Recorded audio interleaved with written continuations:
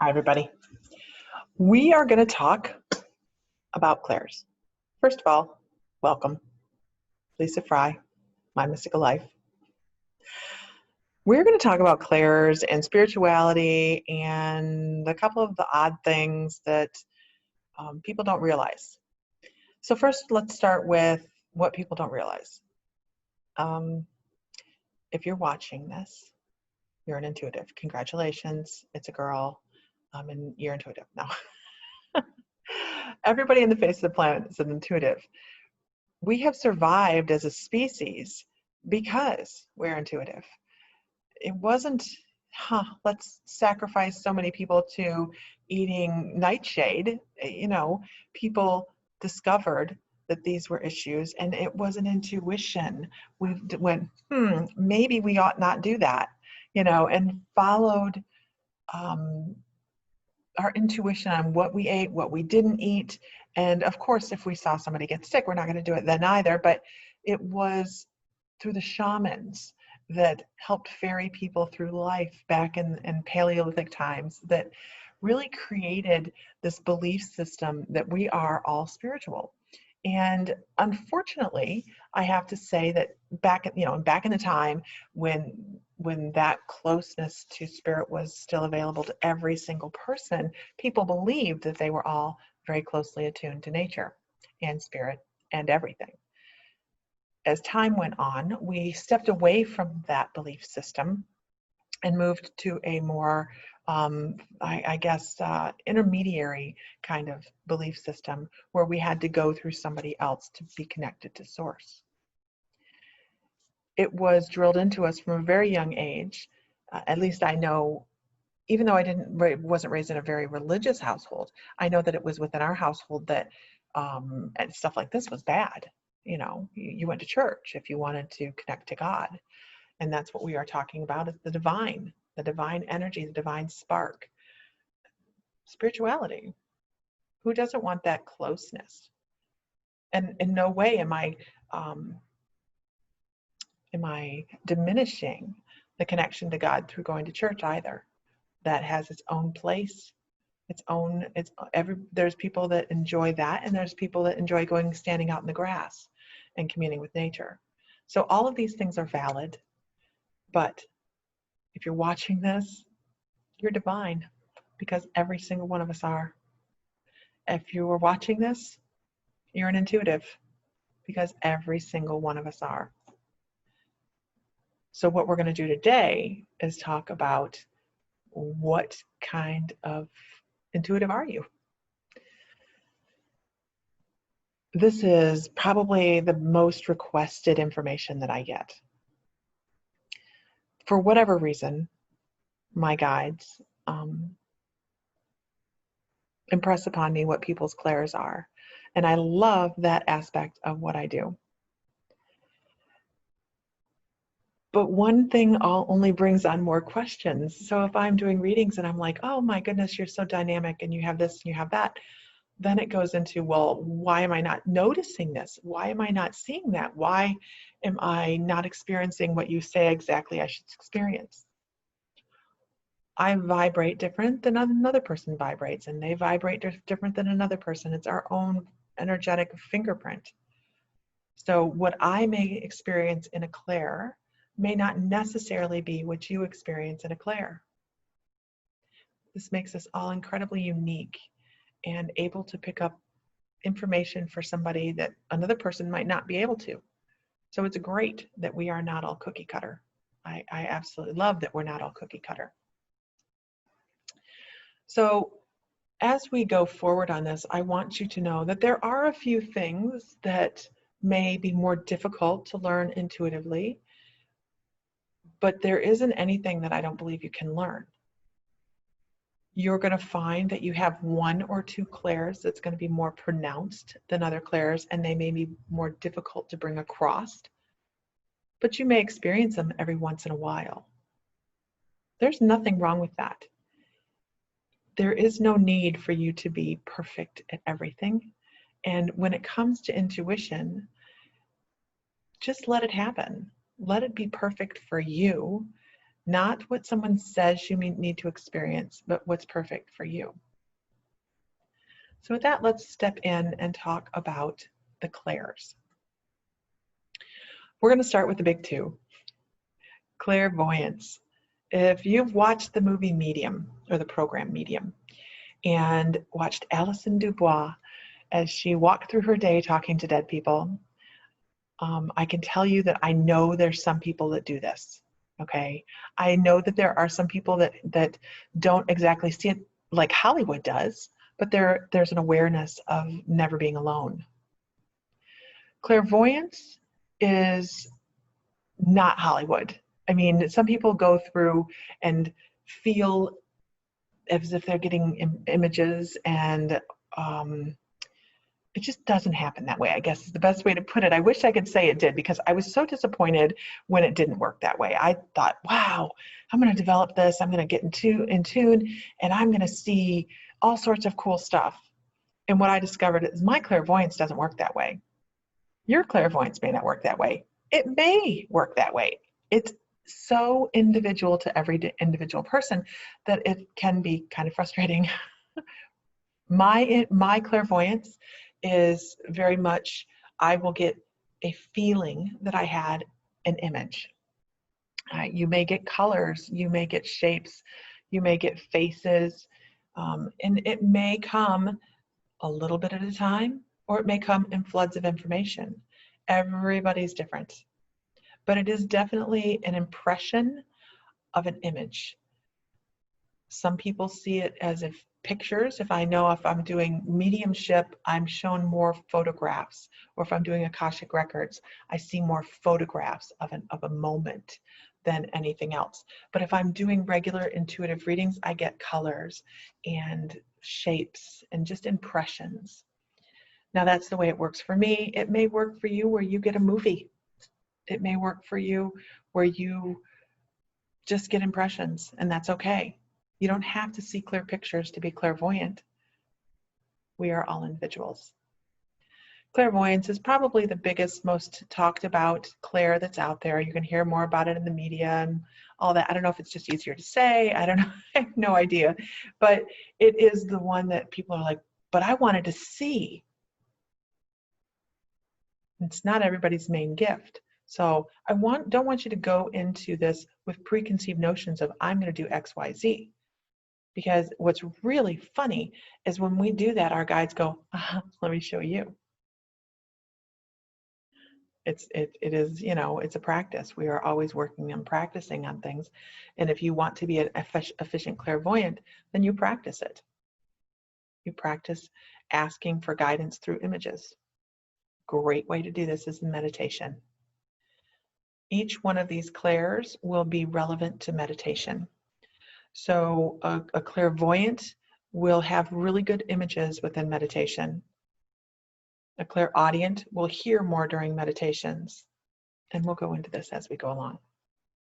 But if you are a clairvoyant and you're trying to meditate, don't give yourself too much pressure right out the gate to actually see images. But invite them in. Invite images to come to you while you're meditating, and allow your imagination to take hold.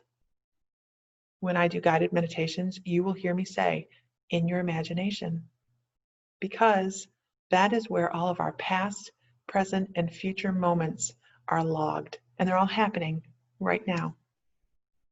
So every memory, everything we've ever seen, touched, tasted, smelled, is within those imagination. So let it take hold, let it run. And when someone says, I don't know if that was an image or if that was my imagination, they're the same thing. They're the same thing. Don't doubt yourself over that. So just allow your images to come in. And I'm a huge advocate of journaling. This is a journaling class, but I'm a huge advocate of journaling and making sure that you get all of this stuff written down, because you will forget it. So let's move on to clairaudient. Clairaudient is that hearing, and they call it clear hearing. Clairaudient is a little bit more difficult to decipher, only because we talk to ourselves internally so often. that internal dialogue that we have going on constantly. And I will always tell people, pay attention to your pronouns. Do you say you and we, or I and me? Because if you say you or we, you're not talking to yourself. That's somebody else talking to you, a guide, a past loved one is talking to you. If you say I and me in a conversation you're having with yourself, then you're probably having an internal conversation. Clairaudience can come across that way. It can also come across as you hear something external. You hear somebody say a name, or you get the impression of a name. The best way I can put it is an impression. Earlier, I was talking to somebody and I saw their name spelled out. I saw a name of a person spelled out. So I knew that that was the person I was supposed to talk to. So just know that clairaudience will also affect your hearing. If you are clairaudient and you're not getting your clear messages quite yet, it's common to have ringing or buzzing in your ears. Of course, we are not doctors. Always make sure you're taken care of physically. But you may find that as you are working, different things start to happen. I know that when I'm working, if I'm not getting the message and I'm not hearing, I'll get pressure in my ears. So start paying attention to your physicality. You may get indications that you're not getting the correct messages or actually hearing enough by physical impressions that they give you as well. Once again, it's going to be different for everybody. It's okay. It's perfect. Your path is perfect. Perfect for you. My path is perfect for me, and their path is perfect for them. It's all great.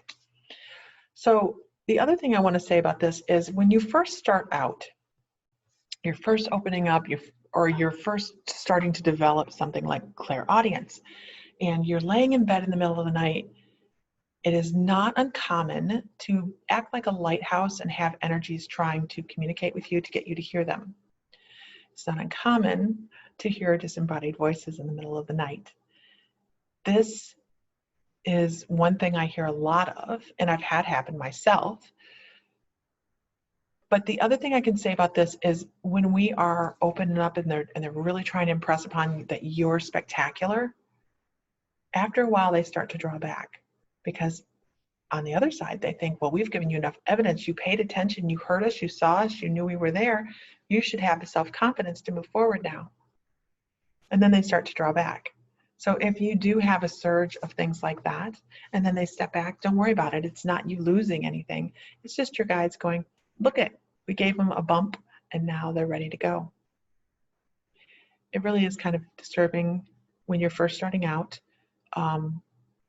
to have people call your name in the middle of the night, but really it is guides. It is energies trying to get you to understand that you have things to be working on and working with that you may not be aware of. Those are the two top clairs that people generally have. So let's move into the lesser dynamic clairs after I tell you that in meditation, you will find that if you're clairaudient, that you will hear things more clearly in meditation than you will see them. So don't go into a meditation thinking, if I don't do this or that or this or that, like somebody else is doing, that I'm not successful. Pay attention to all the little nuances. Pay attention to, if I'm standing there and I don't feel like I'm doing what they said to do within a guided meditation, but I hear the wind, or I hear birds, or I hear somebody say my name. All of these things are relevant. So each of these clairs will affect the way you move forward on your journey, because as you do so, you're going to be meditating and trying to connect to spirit. And if you are meditating or sitting with spirit and you don't feel the connection, but you hear something, then there's connection. So about connecting those dots. It really is about connecting those dots. So let's move on to clairalience. Clairalience is what I would it's one of the lesser clairs. It is that clair that is very fleeting, because we don't pay a whole lot of attention. we could be standing in the kitchen and all of a sudden we have an impression, clairvoyance, of grandma, and we smell her cooking and we go, my goodness, I miss grandma. And you smelled her cooking. A lot of people will say they smell perfume. I know that when we get in the car, which nobody has ever smoked in, we smell stale Pall Mall cigarettes. That's my father-in-law, Jim. And then we go, okay, there's a reason Jim's floating around with us right now. Let's pay attention to our driving, really be, defensive drivers and try to make sure we stay safe, because there's a reason they come forward sometimes to do that. And that's usually Jim's reason, because he never liked our driving. But it's okay. It's okay. So that's the other thing that comes with that is angels. A lot of times angels will come through and say, here I am, by giving you a very floral scent, a very heavy, heavy floral scent. So if you find that that's something you have coming across often, make sure that you work on angels. I never anticipated ever speaking to angels, and it's the most amazing thing, the highest vibrations, and it's just incredible the information and protection you can get from angels. So pay attention to that. And what follows very closely on that is Gustance. They're very tied. Of course, your olfactory is very tied together. And every once in a while, you'll get a taste. This is usually not a clair that people have as a main clair, thankfully, because anytime I've had it happen to me, it has been very distasteful, very, very, very strong tastes. So it's called Gustance, and it's the ability to taste messages by, maybe I'm tasting spaghetti. Why would I be tasting very, very garlicky spaghetti? And you're talking to someone, you're like, good grief. And then you may go, now I smell, the kitchen just smells like bread baking and all of this. And the person that you're talking to goes, oh my gosh, I sat in that kitchen for most of my life when I was a kid, and that was grandma. And, so it is a relevant clair. It's just not as common. I really believe this next clair is probably the most dominant, and it is so much more common than we give it credit for. And if everybody paid attention to this, this particular clair, that we would have a much more peaceful world. Clairsentient. Clairsentient is the ability to pick up other people's emotions and thought patterns and intentions. It's also this instant knowing of answers, which is a great clair to have, by the way, if you're doing readings and you're like, okay, I'm really stuck. I don't know where to go from here. And this is what we're doing internally, because you never do this externally. And you're like, gosh, I don't know what to do. And you go, you know what, do you have anything you would like to ask? And they ask a question. I find that working with clairsentience, I work better with more detailed questions. And you go, give me a detailed question and let me see what I can come up with you. And what happens is your guides will come forward and they'll give you information, start drip feeding you information. So it's just a simple answer. It's a simple knowing the answer to questions. It's a really valuable clair to have. The other aspect of this clair is being an empath. This is the empathic clair. So this is why empaths are so aware of, do I want to hang out with that person? I don't think so. Do I want to be associated to this person? Do I want to date that person? They're really great judges of character. The other thing is they're also great narcissist bait. So if you, because they want to be there for everybody, they want to help people. And for whatever reason, it seems like narcissists seem to go under the radar of the good guy, bad guy radar. So that's something to pay attention to. But empaths have a habit of picking up everybody's emotion. So say you're sitting at your desk, you're super comfy, you're finally ready to start your morning, you're shaking off the grog, and you're just sitting there drinking your coffee and you're ready to just start. And Debbie walks in with, dropping coffee all over herself, grumbling about it, pissy, and just walking through the office, peppering little pieces of negativity all the way around in the forms of energy. Now, does she know she's doing it? Nah, probably not. But As an empath, what happens is that you're sitting there and your coffee just doesn't taste as great anymore, and you're just kind of now what time is it? My goodness, it's not lunchtime yet. Your day shifts.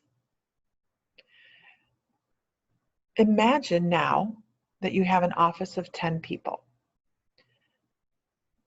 and 8 of them are empaths. We are all connected in one way or another as part of I guess for lack of a better word, a collective. We are all connected. So it makes sense that quite a few people are empaths that are in the room with you at any given time or in your immediate vicinity at any given time. It's something we have stepped away from, this connection, over time. And I believe there's a reemergence of it right now. People are becoming more sensitive, almost too sensitive, and they're not controlling it. I believe this to be the hardest clair to control. You're never even going to control it. This is the hardest clair to work with because you're constantly having to check, is this mine or is this somebody else's emotion? And as time goes on, day goes on, whatever, we forget to do it. So suddenly we're going through our day, we're having a really bad day, and we don't realize that it's not ours. So you have to constantly be checking in on yourself, constantly checking in on yourself to make sure that you are living in the moment. And that's really what it's about, is living right here, right now. Because when you can do that, that is when you can block everybody else's stuff out. The higher you vibrate, the less you're affected. The more you call in Archangel Michael to help you, the less you're affected. Go stand in the grass. Standing in the grass is a wonderful grounding technique. It's super easy. The other one is eating peanuts or nuts or fruit. Super easy grounding techniques. But learning to shake off other people's issues is super important, because think of how many people don't do this in a day, and we walk around bumping into each other and we're sharing other little nuggets of negative energy that we might have picked up in the morning to 10 other people. So it's important to learn to take care of your energetic field. Keep it clean, keep it happy, keep it fed, and move forward. Empath is difficult to master. You're not going to master it. It's difficult to manage, but it is possible. And it is a valuable clair, very, very valuable clair. Let's move on to Claircognizant. Claircognizant is clear feeling, and clear feeling is equally as valuable. You may be sitting there trying to connect with spirit, and you hear me talk about Michael, Metatron, Ezekiel. I get touches on the face like this. That's one type of claircognizant where you're picking up actual physical contact. The other is you may feel as if you're doing a reading and you're concentrating on a person, you're in their energetic field, and you feel like you're running. You feel like you're running. This is just an example, you feel like you're running. And you start off with, gosh, I feel like I'm running, but I just feel calm when I'm doing it. And they may go, that's my happy place. You may feel as if you stubbed a toe or you broke a toe and you're sitting there talking to them. You go, oh my gosh, my toe hurts. Have you ever had damage to your toe? These are examples of claircognizant. And another way this comes across is as a healer. When you are either learning or performing healing sessions, it is something that you may sense on a person as you're doing a healing session. I really strongly recommend writing everything down, you guys, because the more you journal this stuff, the easier it's going to be to remember. This stuff slips away so quickly because we are not geared to hold spirit information. Of course, this video you can watch over and over, but start your own personal journey for the things that you encounter so you have reference to them later. Really important. Anybody that's taken the late bloomers classes knows that I'm huge on journaling. So make sure you take care of yourself energetically and journal. Claircognizant is just like clairsentient. First of all, we overlook it. We don't pay attention to that it's not ours. We just think, maybe your toe hurts for a couple of days and you're getting ready to do a healing session on somebody, you didn't realize you may be picking up their energy, or a reading session, you're picking up their energy. And you get there and you go, oh my goodness, this isn't mine, this is theirs. You've been carrying that around a couple days. What happens when we carry around illness? It manifests. So it's super important, if you're claircognizant, grounding, center, protect. Because if you pick up other people's illness and you don't realize it and you hold it for a long time, you can manifest it. Ain't nobody got time for that.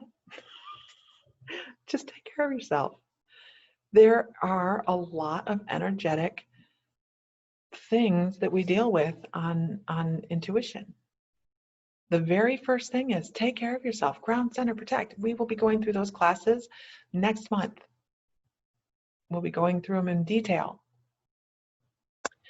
And then there's another one, and I really do, this one I was told to me in a class, and I was like, you got to be kidding. Oh no, that's about right. And it is clairdelusional, and I think this one is cautionary more than anything else. You will run across people on your spiritual path that are, if you don't do it my way, you're wrong. Nobody else can do it like I do it. I'm great. I'm so gifted. I'm so gifted. I'm here to change the world is another one. We are all here to change the world. Every single one of us. So for one person to take that on, it's just not going to happen. Make sure you're paying attention to ego. It is important to realize that everything we do, somebody else can learn. Somebody else can learn it. It is about practice, spiritual practice. Don't discount yourself. Don't look at somebody else and go, I want that, because I can tell you, I did that. I want to do what they do. And when I wasn't successful right out the gate, I said, I can't do that. And then I created blockages for myself. Take your spiritual journey as it comes to you. Enjoy it, laugh with it, have fun with it, because joy is right below love on our vibrational scale of words. Create it, live it, immerse yourself in it in life, and you're going to find that it is going to cradle you right through your journey, and it's beautiful. And there comes Sam. So those are the clairs, and if you have questions, please put them down in the comments. We're super excited about this community, and that this is the kickoff class. Say hi, Sam. Hola, ¿cómo está? And this is the kickoff class that I'm recording for that. Oh. And we were talking about clairs and how diverse they are. And I was telling them about your angel Claire. Who's Claire? Who's Claire? So just know that everybody's gifted. No one person is any more gifted than the other. The only difference is maybe somebody learned how to be a clearer channel, or they have less blockage. So we'll be working on blockages and chakras and auras and oh my, all of these incredible things as we go along. And I really hope that you enjoy the classes. And if you have any comments, please leave them, because we want to create the community to learn and help other people feel comfortable as well. So find love, light, feel divine, because you are. All right, guys. Bye.